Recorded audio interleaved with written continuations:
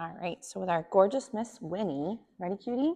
We're gonna try a little bit with going to our bed, working a bit with that place and stay position. Ready? Winnie, bed. Nice, great job, cutie. So again, just ripping up her tidbits into smaller little morsels. Nice. So when starting, just building up on the duration or the, value of a skill, you will start to notice that I tend to do a pretty high rate of reinforcement, especially in the beginning, to build up either a great association with the skill, to make the skill seem viable from their end, like it's something they'd like to do, but also to create a good association. So there's going to be a lot of great moments where higher rates of reinforcement will be really beneficial. It also keeps your puppy's engagement much more honed in on you or the task. So if there were really big gaps between being fed, what can end up happening is your pups can get lost with distractions or in general get fatigued and wander. So keeping your rate of reinforcement a little higher means that your dog is more likely to hone in on those skills because it's easier to do little reps than it is to do big, long reps. So be careful that when you're practicing, you're kind of going through your 3Ds, which are your duration, your distances, and distractions all at once, or really hard levels for all of them. Yes. So right now I might apply my stay, and I'm going to see if I can add a little bit of movement. So notice how movement for her is very challenging. For some of the puppies, ready, bed, when you add distance or distractions, it becomes more challenging. So I'm going to say stay, and I'm going to just add a little step away. And my criteria has now gotten a little bit softer. So again, I only say the stay word the one time while she's in her starting point. And if she were to wiggle, then I could reapply the behavior. But right now, I'm just typically going to say the cue word one time, and then I'm going to feed her throughout the stay duration. So again, she's building up that being stuck has a lot of great value because for most puppies, this is one of the dumbest skills ever. So she's doing a really nice job. She's getting so tired. With some good truck noises. Yes. So typically I would also be going and marking the moment she's doing the right thing. Again, right and wrong, silly, but like in general, she's performing the skill the way we were hoping. So I go back and I go, yes. So if she were to break, then I would reapply the stay cue. Yes. So let's say I want to end the stay again.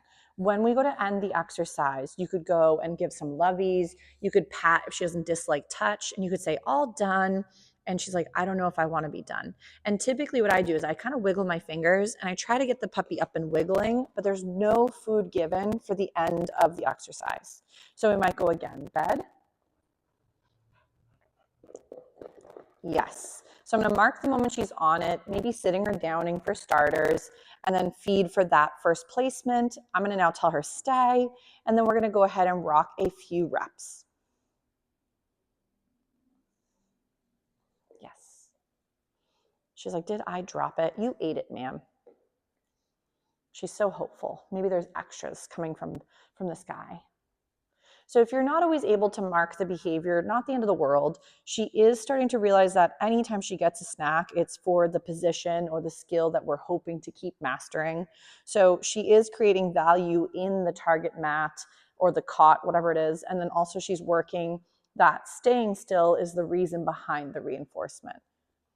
So sometimes it can be really important to feed while your puppy's in the position or while they're doing the thing, because it could help establish that that's the reason why we're being, paid. Nice.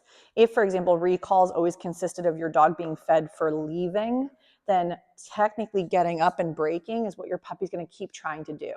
So I like to make it where, again, I have a distinct stay position and then I have a distinct wait. So my stay is stay there until I come to get you, and we end the behavior right there with me next to you. And then with wait, they're holding back and I'm going to call them to me. And the recall and the movement is what is being reinforced for the wait. For stay, it's all about being stuck. So before I make this too challenging for her, I'm just going to jackpot her with a couple tidbits, one after the other, for doing this really pretty down stay, but then we're going to end it. So I'm going to say again, all done, and we get up and we wiggle. If your puppy is finding that being stuck is getting very tiring or stagnant, I would recommend to add some find it. So maybe you go in and you work a little bit with movement behaviors. So you could go into, if I could talk, into find it. You could do some loose leash walking. I would be a little cautionary about doing stays and then weights and then stays and then weights right after one after the other, because I feel like a lot of times we get confused, then we start to mix them, and then the puppies get really confused. So I'd say for now is practice stays, a few other skills, and then maybe the next time you're practicing, you do a bit with weights. But I wouldn't sort of switch those two, because I feel like a lot of folks get confused, and so do the puppies. So we might go again, bed, and then go yes, and feed for that. So I'm just going to create a lot of great value for going to the target bed. I'm going to now tell her to stay, and we're going to try a little bit with the stay once more. So if this is going really nice, which she's doing great, excuse me, I should not be drinking bubbly things. So let's say she's holding this gorgeous sit stay, and she's doing really well in the sitting position, rock the sit.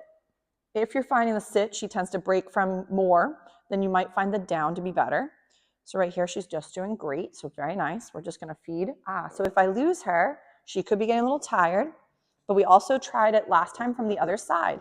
So sometimes it's just generalizing. So again, stay. So I would reapply it if I lost her. Yes.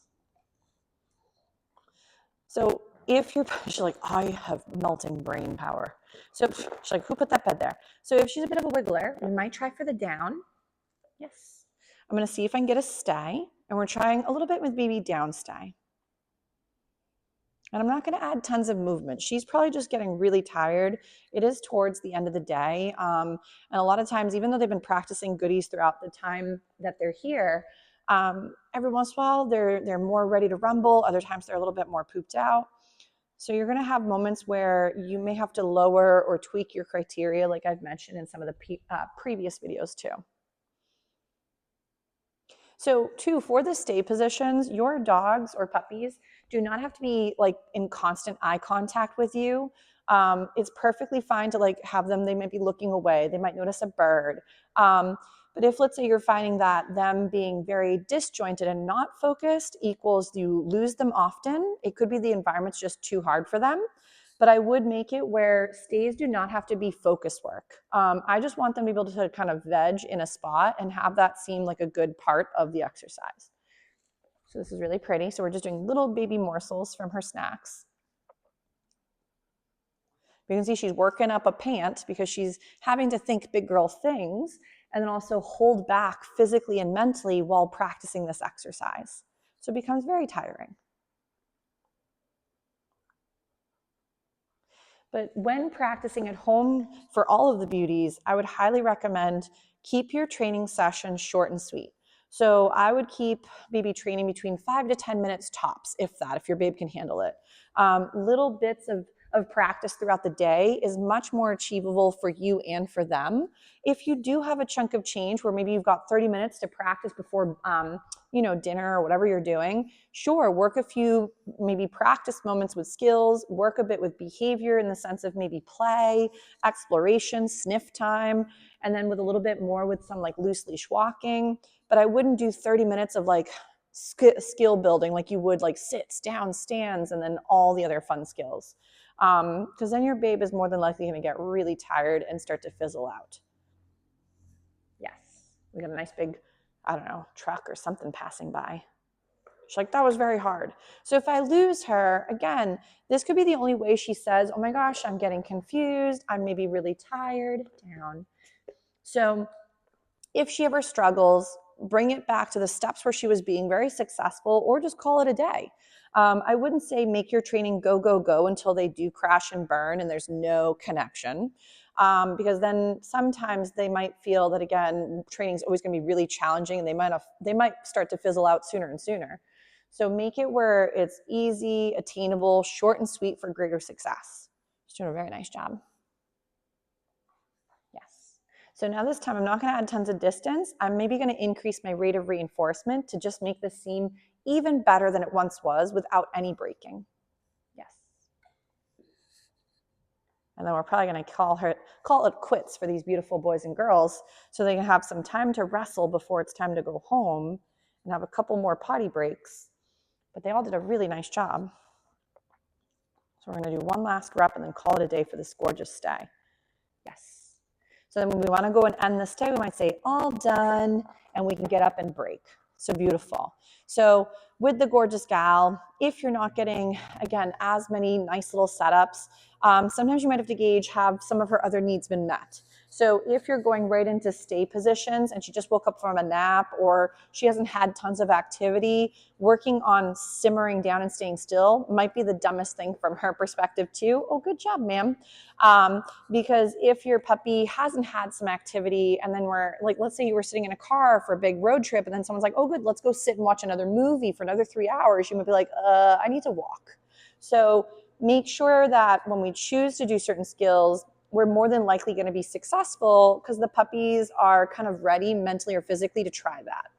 And that can be really nice. So I know I was mentioning we're going to be all done, but then she did such a great job placing that I had to, go ahead and feed her for being such a brilliant woman. Nice. Smart girl. So we're going to give, again, just another little snack or two, and then we're going to say all done and get her up and wiggling. So even though I didn't apply that stay, she kind of went into it almost like it was an automatic. So I wanted to make sure she got to end with me asking her to hop off versus, going and breaking again. But Miss Lovely is doing a really nice job, Miss W. So I know I did mention a little bit in one of the other videos. I'll be emailing you guys, so don't worry, as a reminder. But next week it's a scheduled day off because I'm going away on vacation. So I will see everybody the following week, and that'll be the last of this round. So I know some of them are registered for the next round. I believe there's still 2 more spaces in the following round of Doggy Day School. So if you've been finding it beneficial and you'd like to have your puppy continue, I'm not saying you have to, you can always take a break. But I would highly recommend, if you're interested, to jump into that as soon as you can, because there's only 2 spots available. And then I need to add the next round anyway after that one. So, but no class next week, and then we'll see each other the following week. She's like, oh, so tired.